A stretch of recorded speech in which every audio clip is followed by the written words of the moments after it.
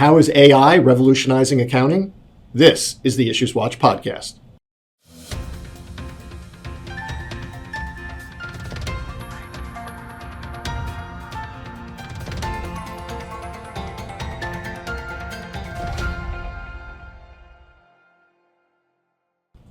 Hi, I'm Don Meyer, Chief Marketing Officer at the New Jersey Society of CPAs, and welcome to the IssuesWatch podcast. In today's ever-changing business world, ignoring technology is not an option, and the field of accounting is no exception. Artificial intelligence has become a game changer, helping accounting firms streamline processes, improve accuracy, and deliver more value to their clients. However, firms are still cautious about adopting Gen AI technology into their workflows. Here with me to discuss how CPAs can use AI in their operations to drive efficiency and excellence in their services is Anthony Geanoules, Chief Growth Officer at Zealogic, a global leader in engineering, software, and digital transformation, and an NJCPA Premier Partner. Welcome, Anthony. Yeah, thanks, Don. Thanks for having me. All right, so let's start off with a CPA cliche. Okay. CPAs are known as late adopters, but what do you think are the reasons for the slow adoption by CPAs of AI at accounting firms? Yeah. Well, growing up in accounting, I spent 22 years at one of the big four firms. Aside from the larger firms who have the advantage, I think, of resources and money, there's a couple of things that are impediments. In fact, a recent survey actually showed that 60% of the reasons why firms are reluctant to embrace AI are expertise and then budgets and resources. They were kind of half and half. Okay. I made up 60% of the reason. So I think there's three main factors.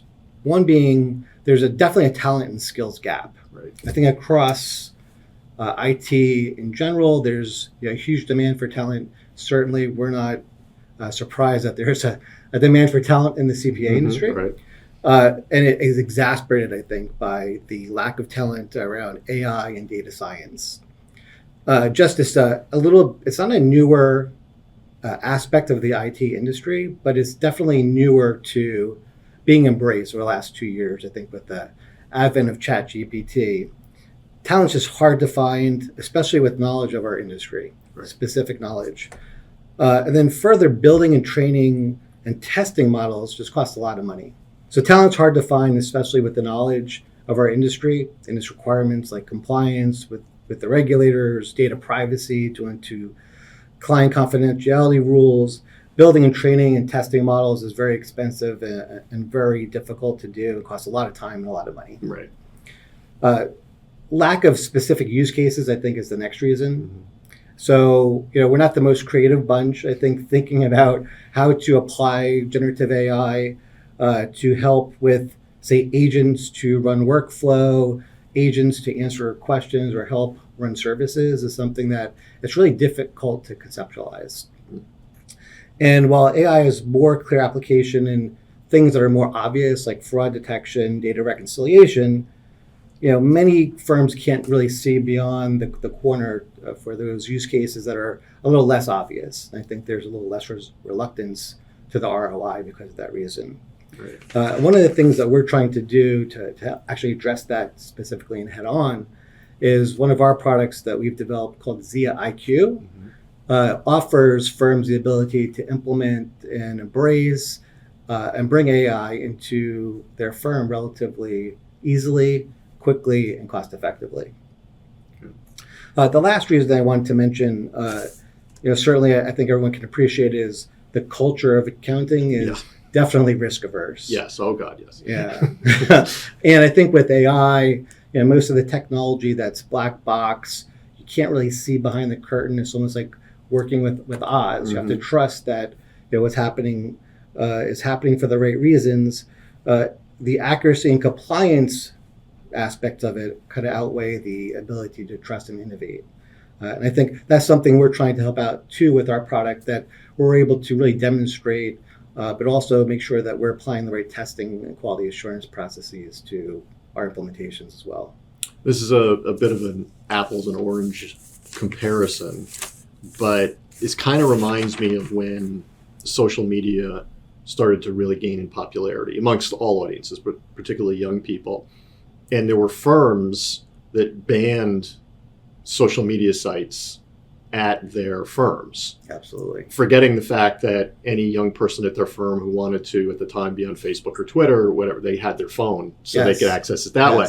So I actually saw a headline today that said that young professionals, not just accounting, but across the board, young professionals are smuggling AI into their workplace, and so they're accessing ChatGPT or some other tool using their phones because their employer, a firm, whatever that may be, doesn't trust ChatGPT, and so they've banned it. So I mean, is that also part of the problem? It's you mentioned the risk averse part. Is there a bit of a, well, I'm not really sure what this is all about, so I'm going to bury my head in the sand, but that's contrary to what young people want to do, where they see value in it and they want to use it as a tool. Yeah. I think absolutely. And just hearing you describe that, number one, I think we're competing in the war for talent. Young people coming out of college, maybe entering their first job, their second job, they're very well trained in how to use technology, and they expect to use technology. So I think if we're not able to embrace the technology and make it usable for them and applying it to their skill sets and their desires, number one, I think you might lose people. Or you're going to run into the worst case, which is they're going to find a way to use it, and it might not be using it the way that you see fit to protect your firm, it's a one-off data. Yes. It's not in about 30 seconds. I'm going to ask you about strategy. So if it's not part of strategy and you're using tools that haven't been vetted, but it's just a tool you want to use because it makes your job easier, then it should be of concern, I would think, to leaders at a firm or a company. So let me ask you about strategy. What are some of the variables that CPAs and leaders at firms should consider when creating a sustainable and profitable AI strategy? I mean, you've touched on some of them. Obviously, it's talent and some other issues. But what are some of those variables? There's quite a few. I think first and foremost, strategic alignment with business goals, starting from the top, quote unquote, is super important. You want to make sure that your AI or really any technology strategy aligns with the business's goals. Whether it's enhancing an audit, improving tax efficiency, whatever it might be, those workflows, those business process improvements, they're all in line with where you want to go and grow as your firm. And the worst thing you could do is compete with the business. So you don't want to install technology that's not in line with your strategic goals.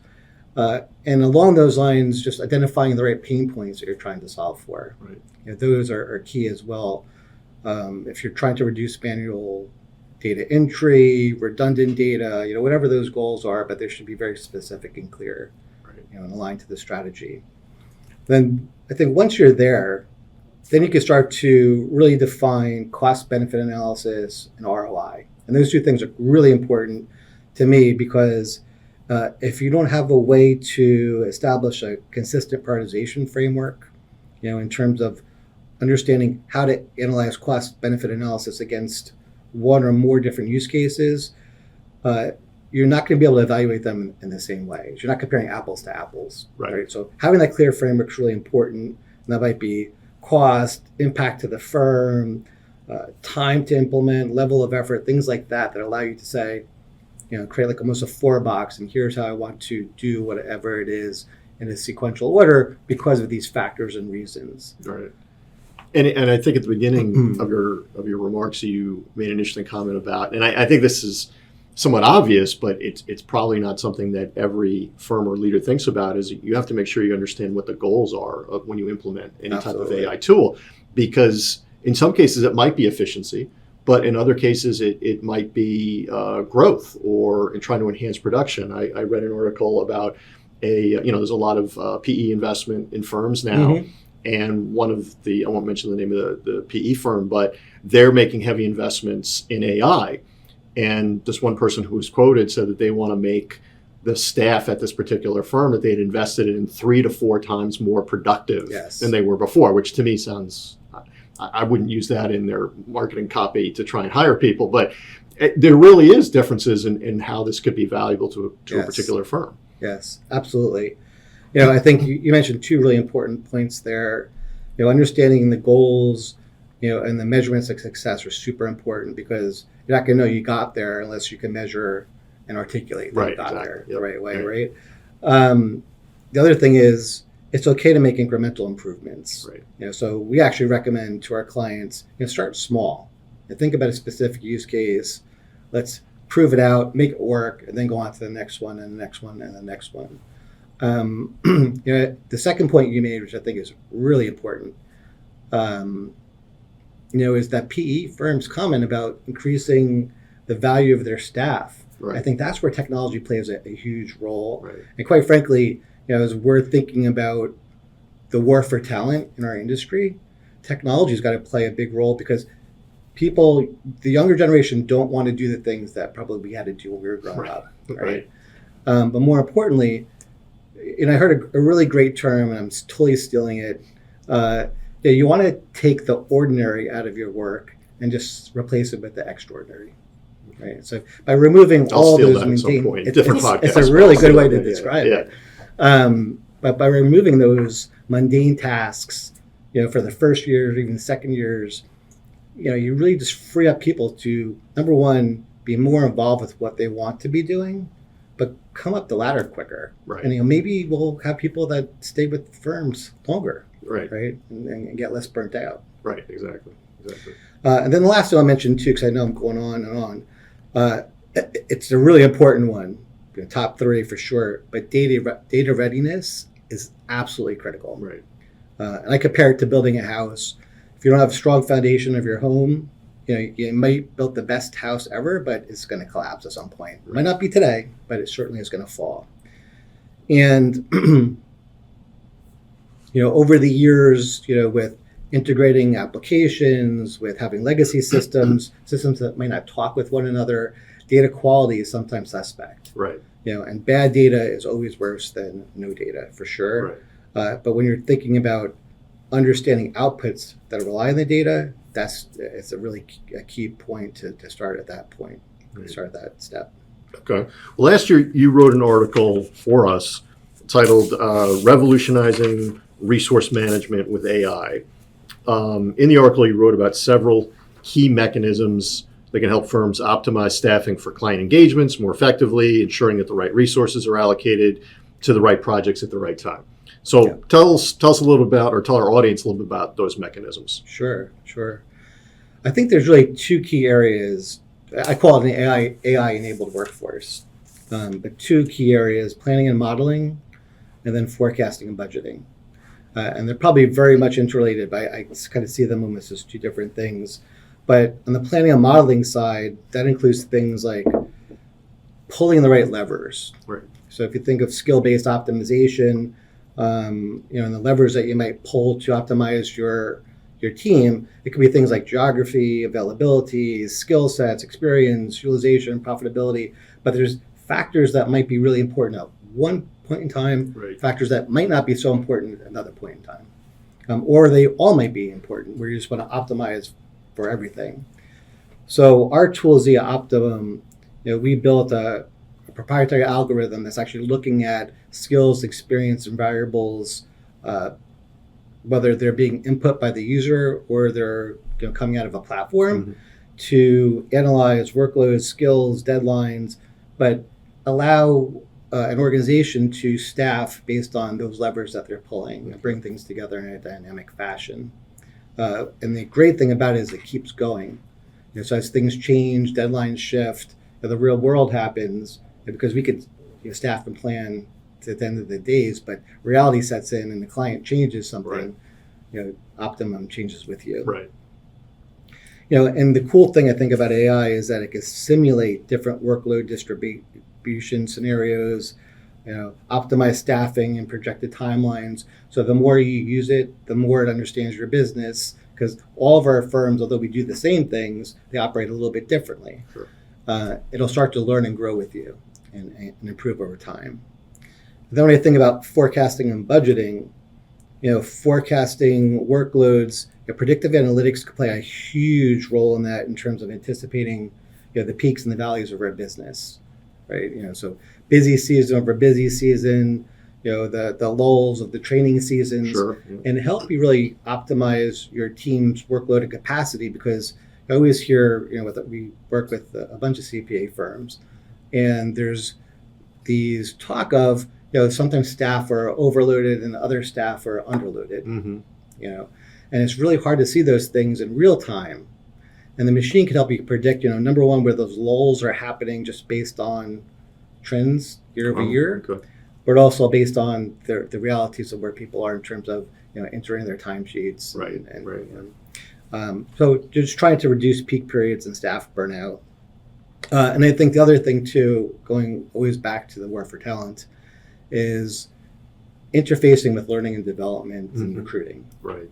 So two things there. We can, not only optimize supply and demand, but understand where their shortages are, for that, but also where the shortages are for skill sets. Right. So we could work with the learning and development organization, give them the right data to maybe create a different training curriculum, but train up people to help fill in some of those gaps, and also work with recruiting to ensure that we're going to campus and finding the right people to address the shortages, whether it's happening in real time or through our normal cycles.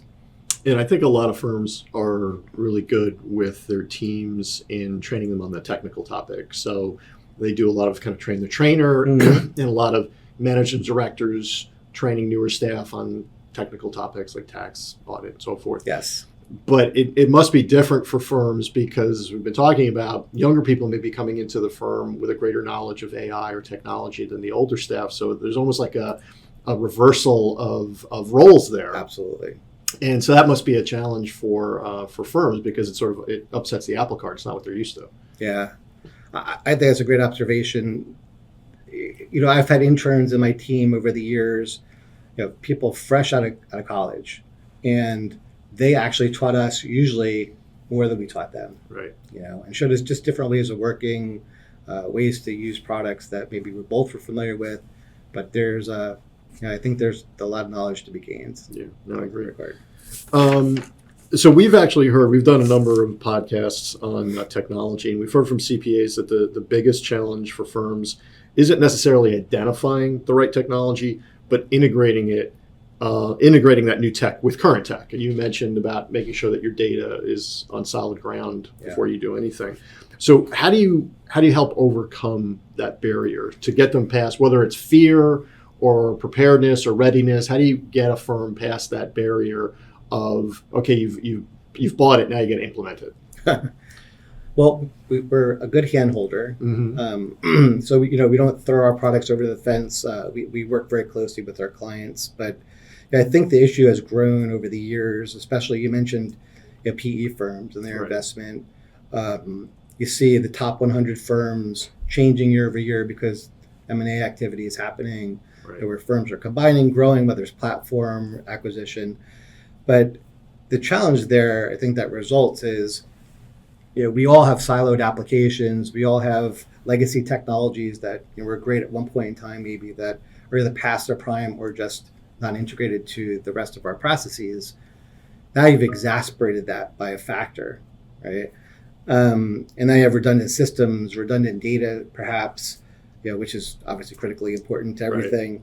We have a lot of experience, number one, just working with firms of various sizes and technology maturity on integration. But integrating their data, whether we're trying to enable data-driven insights or integrating applications because we need them to talk to one another. So we have what we call an API-first mentality to the way that we approach our clients. And what this helps do is it ensures seamless connectivity between applications. So you don't always have to replace something. You don't have to overwrite. But what we have to do is correct and have things talk to one another. Right. So the data has to find a way to live together. And this allows for scalability, it reduces complexity, which is a term I like to use a lot. We want things to be less complex versus more complex, but trying to simplify things. And one of the ways that we do that, aside from just the API first way that we approach our clients, is we have a product called ZIQ, which is our AI platform. And that integrates easily with a client systems because it sits on top, or if you think about a wheel and spoke model, it sits in the middle Right. of all your existing technologies.